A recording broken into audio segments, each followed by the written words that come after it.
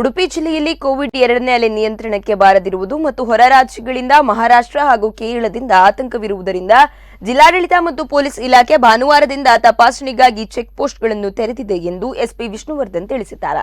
ಮುಖ್ಯಮಂತ್ರಿ ಬಸವರಾಜ ಬೊಮ್ಮಾಯಿ ಅವರ ಸೂಚನೆಯಲ್ಲಿ ತಿಳಿಸಿದಂತೆ ಈ ಕ್ರಮವನ್ನು ಕೈಗೊಳ್ಳಲಾಗಿದೆ. ಉಡುಪಿ ಜಿಲ್ಲೆಗೆ ಕೇರಳ ಮತ್ತು ಮಹಾರಾಷ್ಟ್ರ ರಾಜ್ಯಗಳ ಸಂಪರ್ಕ ಹೆಚ್ಚಾಗಿದೆ. ಕೊಲ್ಲೂರು ದೇವಸ್ಥಾನ, ಮಣಿಪಾಲ, ನಿಟ್ಟೆಯಂತಹ ಶಿಕ್ಷಣ ಸಂಸ್ಥೆಗಳಿಗೆ ಕೇರಳಿಗರು ಹೆಚ್ಚಿನ ಸಂಖ್ಯೆಯಲ್ಲಿ ಬರುತ್ತಾರೆ. ಈ ಹಿನ್ನೆಲೆಯಲ್ಲಿ ಜಿಲ್ಲೆಯ ಗಡಿ ಪ್ರದೇಶಗಳಲ್ಲಿ 10 ಕಡೆ ತಪಾಸಣಾ ಕೇಂದ್ರಗಳನ್ನು ತೆರೆಯಲಾಗಿದೆ.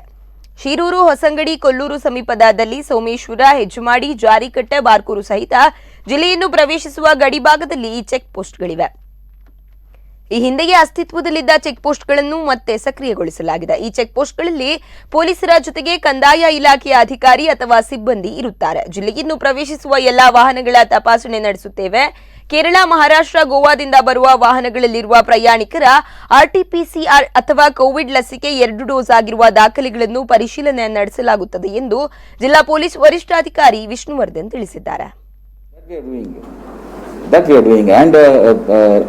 ರೆವಿನ್ಯೂ ಇಲಾಖೆಯಿಂದನೂ ಸಹ ಅವರು ಫ್ಲೈಯಿಂಗ್ ಸ್ಕ್ವಾಡ್ನು ಇನ್ನೂ ಚಾಲ್ತಿಯಲ್ಲಿದೆ. ಅವರು ಸಹ ಇದು ಹೆಚ್ಚಿನ ಜನಸಂದಣಿ ಜಾಗಗಳಲ್ಲಿ ಫಂಕ್ಷನ್ಗಳನ್ನ ಮಾಡ್ತಾ ಇದ್ದಾರೆ. ನಮಗೆ ಮಾಹಿತಿ ಕೊಡ್ತಾರೆ, ಪ್ರಕರಣಗಳನ್ನ ದಾಖಲೆ ಮಾಡ್ತೀವಿ.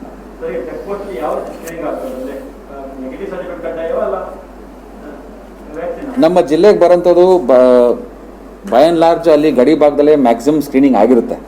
ಯಾಕಂದರೆ ಕೇರಳದಿಂದ ಬರಬೇಕಾದ್ರೆ ಮಂಗಳೂರಲ್ಲಾಗಿರ್ತದೆ, ಗೋವಾ ಅಥವಾ ಮಹಾರಾಷ್ಟ್ರ ಬರಬೇಕಾದ್ರೆ ಅಲ್ಲಿ ಗಡಿ ಭಾಗದಲ್ಲೇ ಆಗಿರ್ತದೆ.